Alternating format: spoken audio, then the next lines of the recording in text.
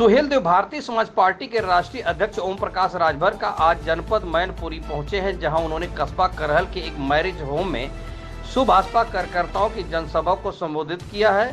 जनसभा के दौरान बारिश के चलते अधिकारी, नेता व कार्यकर्ता पानी से सरोवर नजर आए। जनसभा के बाद पत्रकारों से हुई बातचीत में सुभाषपा नेता ओम प्रकाश राजभर आज सपा कांग्रेस पर जमकर जुबानी हमला बोला है।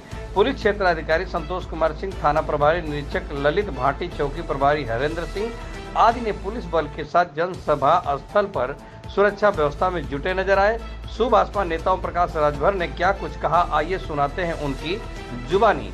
अभी आपने जो बात कही तमाम क्या जातिगत जनगणना के पक्षधर हैं आप? हम 22 साल से बोलते हैं। 5 साल समाजवादी पार्टी 4 बार सत्ता में थी, एको बार नहीं बोली। बहुजन समाज पार्टी सत्ता में थी, एको बार नहीं बोली। कांग्रेस सत्ता में थी, एको बार नहीं बोली। हम सदन से लेकर सड़क तक बोलते रहते हैं। आज फिर कह रहा हूँ, जातिवार जनगणना कोई कराएगा तो एनडीए सरकार माननीय नरेंद्र मोदी जी के ही नेतृत्व में होगी। 69,000 होने की बात आ रही है। जहाँ तक सवाल आपने 69,000 की किया, मैं फिर कह रहा हूँ कि 1986 से इस लड़ाई को हम लड़ रहे हैं। हम माननीय कांसी राम जी के साथ रह करके मंडल कमीशन लागू कराने की लड़ाई लड़ते लड़ते फिर किन्हीं बिंदुओं पर बसपा नेता संघ से कुछ विवाद हुआ तो मैं पार्टी बना लिया। और आप बताओ, आप लोग तो गवाह, सदन से लेकर सड़क तक 69,000 शिक्षक भर्ती से ज्यादा हमसे कौन लड़ सकता है, बोला है।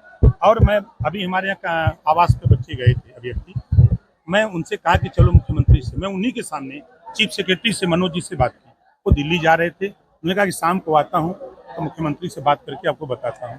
रात को 11 सुप्रीम कोर्ट मामला चला गया मेरे। अब आप बताओ, हम तो रोक नहीं सकते किसी को, हम रोक सकते हैं।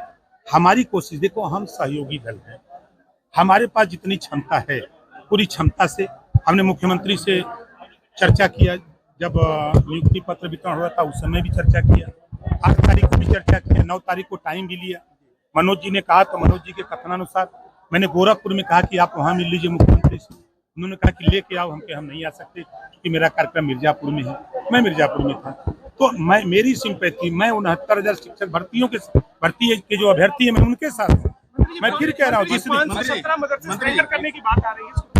देखिए, सही बात तो कोई बता नहीं रहा है। ब्लैकमेल करने के बाद देखिए, एक स्कीम 2016 में देश के केंद्र सरकार ने लागू किया कि 60% धन हम देंगे और 40% धन राज्य सरकार देगी, और मदरसों में हम अंग्रेजी, साइंस और मैथ पढ़ाएंगे। उसके लिए अध्यापक नियुक्त हुए, ठीक है। फिर पिछले 3 साल पहले केंद्र सरकार ने उस योजना को बंद कर दिया। 1 साल प्रदेश सरकार ने अपने जो अंशदान था वो पैसा दिया, तो उस पैसे के बाद उन्होंने बंद कर दिया 2 साल से। तो उसी चीज को मदरसे के लोग कह रहे हैं। आप अगर उसको पढ़ेंगे तब समझ में आएगा। दूसरी बात वो कह रहे हैं ना कि मदरसों को मान्यता नहीं दी जा रही, उसको जो है ऑनलाइन पोर्टल खोला गया, कहा है ना, उनकी यूनियन के लोग हैं। तो उनका कहना है कि जो हमारा या तो अध्यापकों का जो तनख्वाह सैलरी है वो मिले, उनको रखा जाए काम पे, और नहीं तो ये स्कीम बंद कर दिया जाए जो केंद्र सरकार की स्कीम। लगातार ओबीसी आवासी कर रहे हैं। मायावती पीडीए की रणनीति पे काम कर रही हैं और दलित, पिछड़ों और मुसलमानों को जोड़ने में जुटे हैं, क्या कहना चाहेंगे? देखिए, हर नेता अपने अपने काम में है। माननीय अखिलेश यादव जी पीडीए शुरू किए, लेकिन अब वो क्या करने लगे, पांडे डेवलपमेंट अथॉरिटी चला रहे हैं। स्पीकर शिवपाल जी को छोड़ करके किसको बनाया, पांडे जी को। अभी एक दलित का बेटा वो किसी सामान की डिलीवरी देने बलिया के सांसद पांडे जी हैं, सनातन पांडे जी, उनके यहाँ गया तो पांडे जी जो सांसद हैं उनका प्रतिनिधि है, उससे पूछा तुम किस जाति को, बता दिया कि हम दलित हैं। उसको इतना बुरी तरह मारा, FIR भी नगरा थाने में आज तक नहीं हो पाई। अब उस पीडीए की बात कर रहे हैं। अब मायावती जी जब 4 बार सत्ता में थी तब तो पीडीए नहीं दिखाई दिया, तब तो उनको सिर्फ अम्बेडकर ग्राम विकास योजना के नाम पर 14 स्कीमें चलती थी और सिर्फ दलित बस्ती में चली। हम जो उनसे अलग हुए यही वजह था कि किसी गांव को अगर अम्बेडकर गांव घोषित हो तो वहाँ ब्राह्मण हो, राजपूत हो, भूमिहार हो, यादव हो, पटेल हो, मकसद सभी जातियों में वो योजना सबके यहाँ पहुंचे। मंत्री जी, राहुल गांधी ने विदेश में रहकर सिखों के लिए अभद्र टिप्पणी की है, क्या कहेंगे? देखिए, वो हमेशा भारत के खिलाफ विदेशों में जाके बोलते हैं, उनकी आदत सी बन गई है। और जो भाषा वो बोल रहे हैं वो हमारे हिसाब से उस भाषा को हम पसंद नहीं करते। और जो भारत में रह के भाषा बोलते हैं, आप बताइए, बोलते हैं ना कि पिछड़ों को हिस्सेदारी नहीं मिली, बोलते हैं ना 60 साल किसकी सरकार थी देश और प्रदेश में? उन्हीं की सरकार थी ना, क्यों नहीं दिया? 4 बार बसपा 4 बार सपा की यूपी में सरकार थी, ये लोग क्यों नहीं दिए?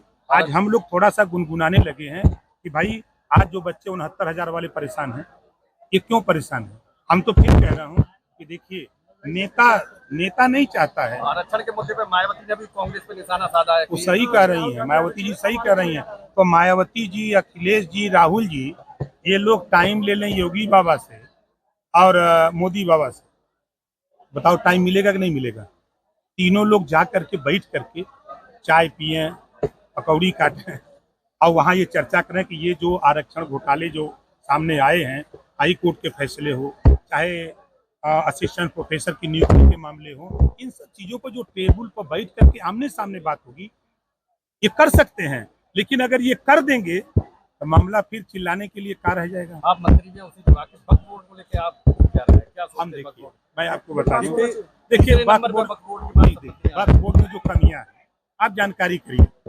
वक्फ बोर्ड की जो नियमावली है, अगर वो कह दें कि ये रिसोर्ट हमारा है, वक्फ बोर्ड कह दे, तो डीएम के यहाँ जाकर के एप्लीकेशन देकर खाली करा दो, ऐसा नियम है। तो सरकार ये चाहती है कि अगर वो ये कहें कि ये रिसोर्ट हमारा है, अगर वो डीएम के एप्लीकेशन देते हैं तो डीएम उसकी जांच करा दे कि वास्तव में इनका है कि नहीं है, कागज देख लें, तब उसके बाद उस पर कार्रवाई हो। तो आखिर ऐसे असीमित अधिकार दिए किसने? कांग्रेस ने दिया, कांग्रेस ने दिया है, ये बीजेपी ने नहीं दिया है। ये कानून कांग्रेस के जमाने का है, हम लोग नहीं कानून, हम तो संशोधन चाहते हैं। इस तरह की बातों में जो चीजें, जो देखिए, आप जैसे किसी क्लास में कोई मुस्लिम टीचर लेक्चर दे रहा हो, नमाज का टाइम हो जाए, अब वो दूध खड़िया खड़ा करेगा या किताब रख देगा और चला जाएगा नमाज में, जबकि इस्लाम में नमाज माफी का है। आप क्लास में पढ़ा रहे हो तो पढ़ाओ, फिर अगली नमाज का